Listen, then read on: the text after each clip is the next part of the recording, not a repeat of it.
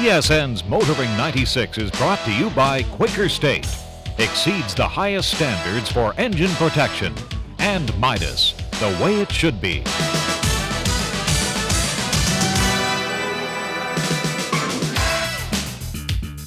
This week we've traveled south to the state of Georgia for this edition of Motoring 96. We're here to check out the brand new 1997 Ford Escort.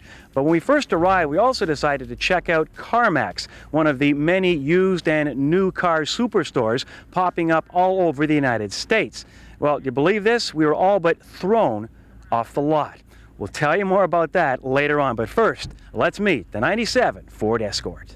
By nomination and unanimous vote, the 1997 Ford Escort sedan and wagon.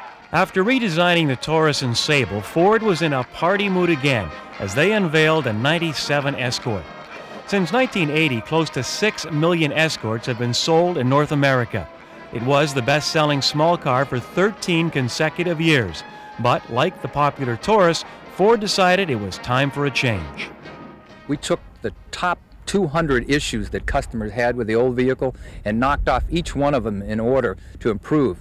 They increased rigidity about 25% with a single stamping on the side panels, which increases the performance of the vehicle and the quietness of the vehicle overall. The wind noise on the inside, there are bigger door seals on this vehicle. There's just refinements throughout the entire vehicle, so it's a brand new vehicle, and the customer, once they get in it and drive it, can really hear, see, and feel the difference. The Escort is powered by a new 2-liter engine that delivers 110 horses, an improvement of 25% over the old 1.9-liter. Torque has been improved by 15%. Ford is so confident about the enhanced performance, it invited automotive journalists to compare it to the competition. The goalposts have moved so much in this particular segment, the basic small segment, that in order to have a competitive edge, powertrain has become a defining issue. And with a 25% improvement in horsepower in our particular 2-liter SPI engine, and with all the other very competent offerings in this segment, we can now go through the paces, nose to nose, in a competitive environment. We have people out here driving the Honda Civic DXs, the Saturn SL1, SL2, the Cavaliers, the Neons. That's our primary competition. The 97 Escort will be available in a 4-door sedan and a 4-door wagon. The wagon makes up close to 40% of all Escort sales and is still the best-selling small wagon in Canada. At this Escort launch, the majority of the journalists were men, but Ford is well aware that women make up 57% of all Escort sales. I know that Ford is probably the preeminent player in trying to address the female market. They do more advertising and more courting of the female market than maybe any other automaker specifically. And I would think that based on the new product, what I've seen of it, that they definitely have a shot to increase their margin in this segment. Women are an important part of the Escort market. In fact, it ranks as the second most popular Ford product sold to women. Aspire is currently sitting at 58% sales to women. At this current time, women make up around 40% of the total automotive market in Canada. That is lease and purchase. The most conservative projections are that number will rise to somewhere near 60% earlier in the next century. I think the buyer has broadened, and I don't think we can call them boxes anymore. I was just talking this morning with a gentleman from Ford. We were talking about entry-level vehicles 10 years ago compared to entry-level vehicles today, and there's no comparison. We've definitely raised the bar as what we expect as the standard, even for an entry-level vehicle. The way these the cars in this segment are performing today are very comparable to how much more expensive cars performed 10 years ago. People are becoming very, very discriminating, and there's no more competitive segment in the automotive industry than the subcompact. And so to attract the buyer's attention, you have to offer everything you possibly can and still at that reasonable price. And as I said, Escort has historically done that very well.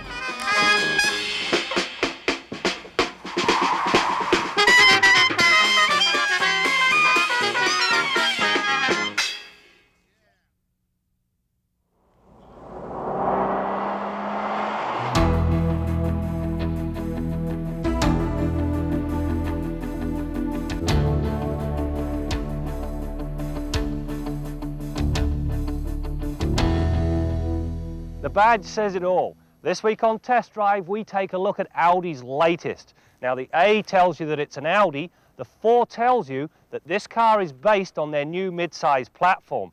From here on in, all new Audis will wear an alphanumeric badge.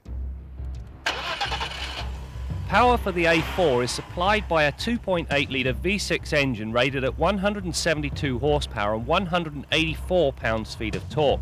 While this unit is long on technical wizardry, it is short on low-end punch. To get the best out of this engine, you must use the rev range to the full extent because little of the available power shows up for work below 4,000 RPM. Above this figure, the engine performance is acceptable. For the record, I required 8.5 seconds to run from rest to 100k. The manual box is one of the highlights. The feel is crisp, the throw's reasonable, and the clutch nicely progressive. This new A4, I think, is one of the quietest vehicles I've ever driven. There's barely any tyre noise, only a hint of wind noise, and as for the engine, well, it's just a whisper in the background. The other thing, it's also one of the most comfortable. Only the largest of potholes actually filter back to the occupants. The fly in the ointment? Well, it's the armrest. It's very difficult to change gears with this thing down, making it a rather redundant item. The suspension features a clever 4-link design both front and rear with anti-roll bars at both ends. The beauty of the design is that the front suspension nullifies the effect external forces can have on the car. It minimises torque steer, not that there's much to talk about in the first place, as well as any drift under heavy braking. The true testament comes in the fact that the handling qualities are the equal of the ride. The whole setup is taut, well damped and completely devoid of harshness. The brakes utilise discs all round as well as Bosch's wonderful ABS 5 anti-lock system. At 112 feet from 80k, the stops are short but more importantly exceptionally well controlled. Indoors, the Audi A4 is a full 2 inches wider than its predecessor, meaning more elbow room and more space between the front passengers. The new wraparound dash has been very well designed. All the controls are very easy to access and operate, neat stack above the radio. Even the climate controls, despite their outward appearance, are very easy to use. But the real bonus, they finally wired the radio through the ignition, meaning when you take the key out, all is quiet. All of that said, they still haven't addressed my pet peeve. There's still one too many levers on this side of the column. The light switch here needs to find a home somewhere on the dash. Coffee cup holders, you say? Oh yes, they're simple. Simply useless. In the rear, I've set this front seat for me. Plenty of knee room, however headroom's a little tight. And on the subject of versatility, 60-40 split folding rear seat, but they've also thought to add a ski pass-through for longer items. The trunk is large, well laid out and benefits from the manner in which the back seat has been designed. Elsewhere, the A4 benefits from tilt and telescopic steering, headlight washers, a standard cold weather package which includes heated washer jets, a heated driver's door lock and full bum warmers. The walnut veneer used throughout is a welcome touch, cutting down on the austerity that was once Audi's trademark. I've saved the best for last, and that is the Quattro System. It is quite simply a technical tour de force. At the heart of the system is a torsion center differential. This device continually monitors the available grip and alters the torque split to maintain traction. At speeds below 40 kilometers an hour, the system is enhanced by something Audi call electronic differential locking. Using the ABS and its sensors, the EDL can apply brake pressure to a spinning wheel in an effort to shuttle the power to the opposite wheel, the one with the better traction. So effective is the latest version of Quattro that even if only one wheel has grip, the car will move. Now that's a feat few other cars can match, regardless of price. Well, that's it for the test drive on the A4. You know, this vehicle combines civility and ability in a very nice package. The ability is brought to the party by the all-wheel drive Quattro system, while the civility, quite simply the interior amenities.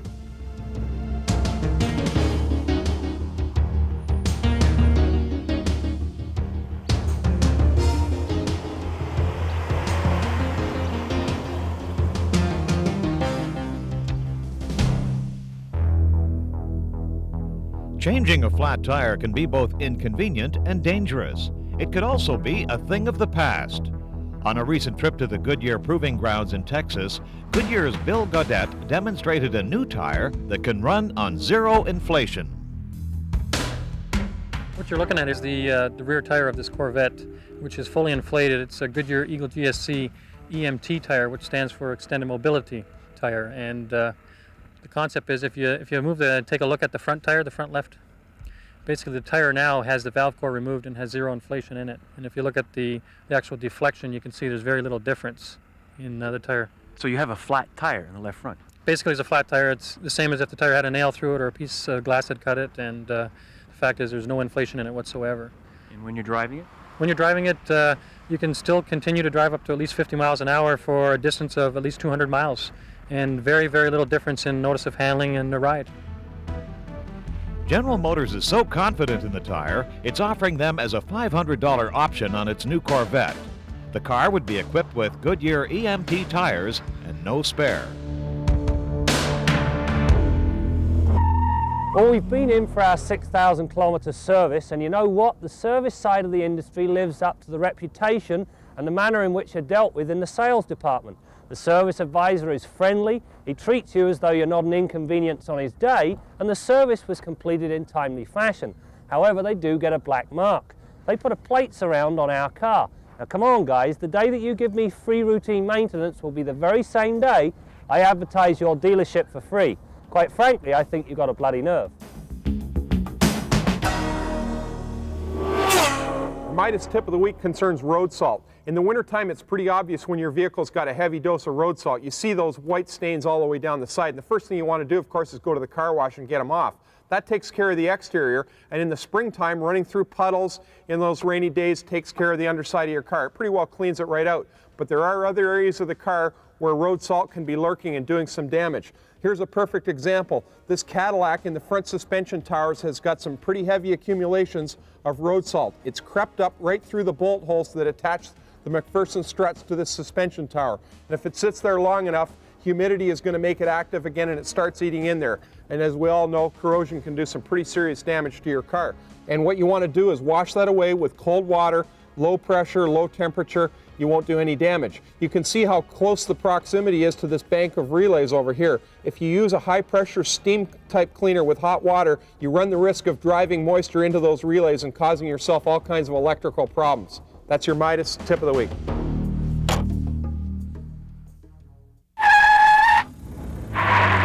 Well, North American auto journalists are continuing to put the Ford Escort up against the competition here on this landing strip in the state of Georgia.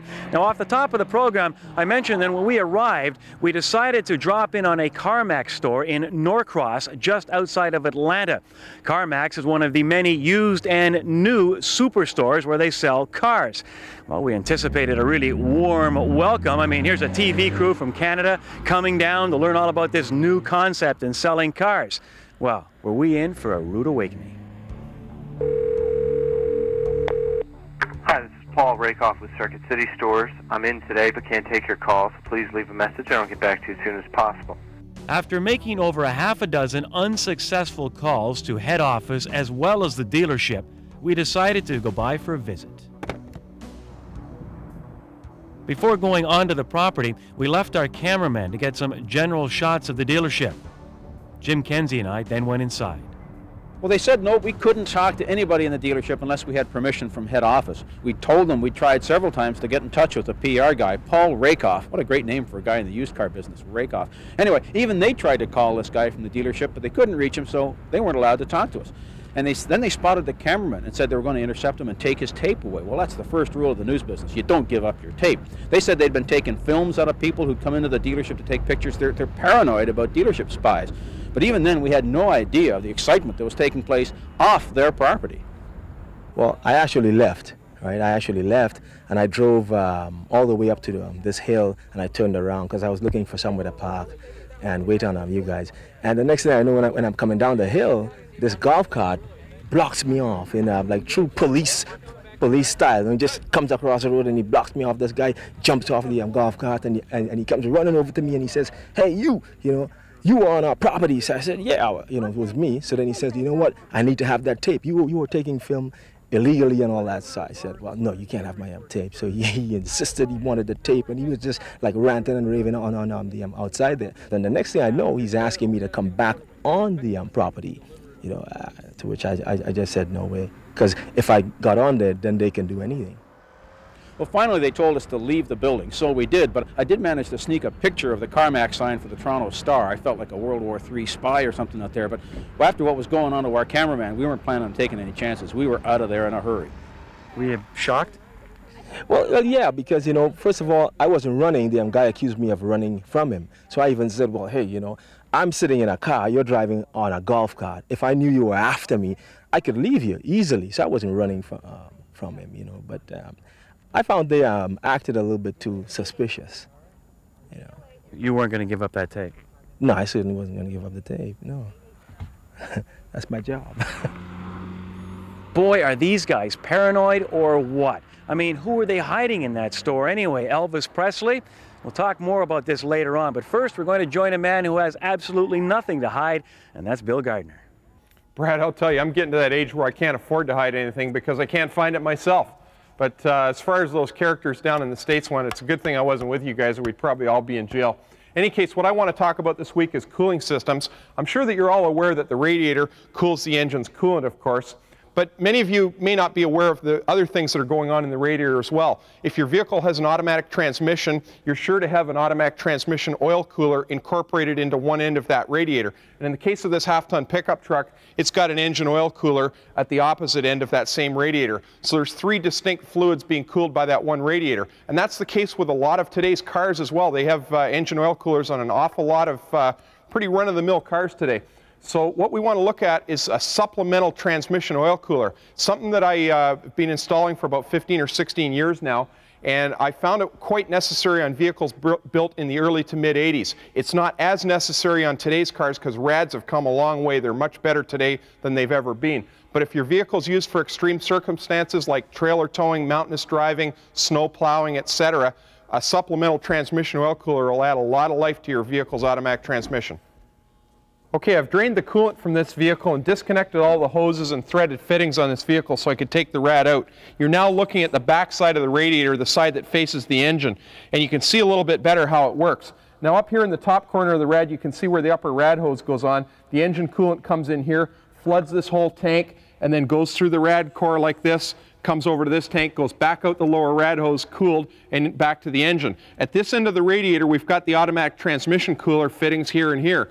The transmission fluid comes out of the transmission and enters this fitting right here, goes up and through the transmission cooler, and comes back out this fitting and back to the transmission for lubrication. Now that's how it works in the stock configuration. Now down at this end of the radiator, we've got an engine oil cooler, and the oil flow comes in the top fitting here, goes down through this engine oil cooler and back to the engine, with the engine oil being cooled obviously by this little heat exchanger in here.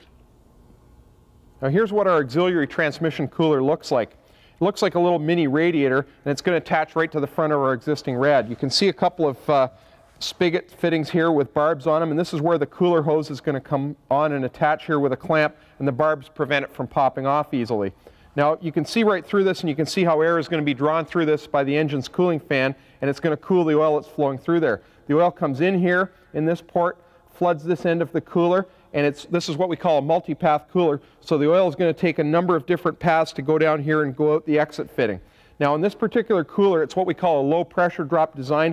The first couple of plates in this cooler bypass oil directly back to the transmission when the oil is viscous, which means when it's cold. When the transmission's cold, it's going to bypass the cooler and go right back. As the transmission fluid heats up and thins out, it's going to go all the way through all the paths of the cooler and back to lube the transmission after significantly dropping the temperature through this cooler. Now if I flip it around, you can see the foam rubber pads that mount this cooler to the rad, and these pads stand the cooler slightly off the existing radiator so that we won't chafe a hole in the rad.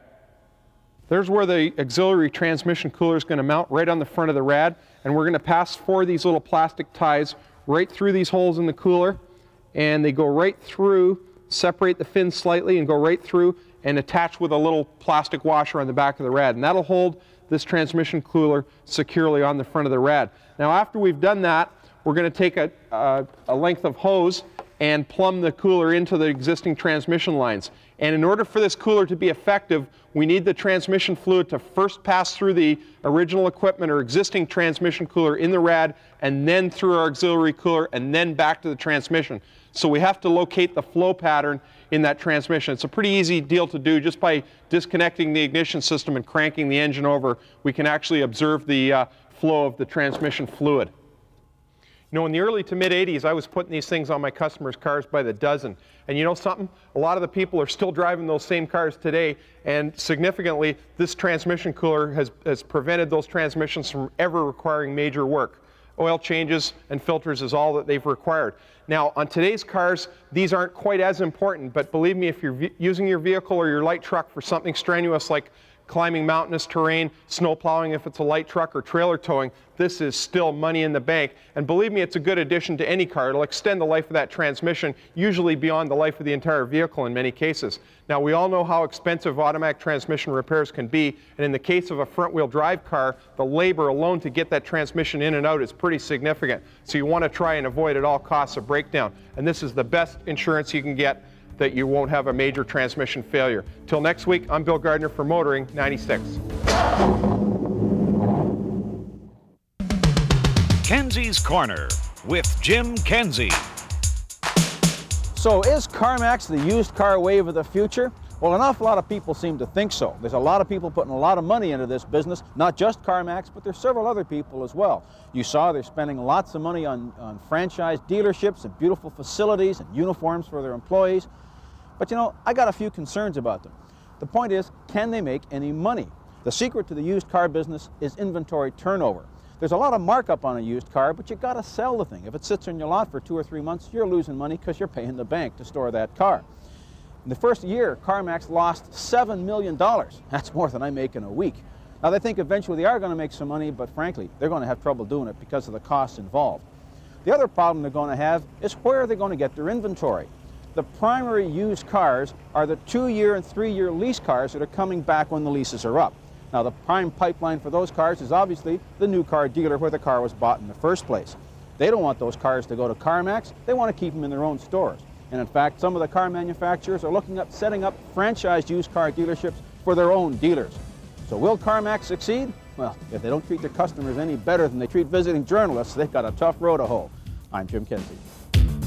Well, as we heard earlier, Ford is expecting some big things out of their brand new 97 Escort. And in a couple of weeks, Graham Fletcher will take an Escort out onto the skid pad on test drive, so make sure you join us. Now, just a couple of final thoughts on that Carmax story in case you're in the States and want to drop into one. First of all, don't phone ahead for information. They don't return phone calls. Don't take your camera. They'll probably confiscate your film. And you know what? It's our opinion. Pass on Carmax. They don't deserve your business.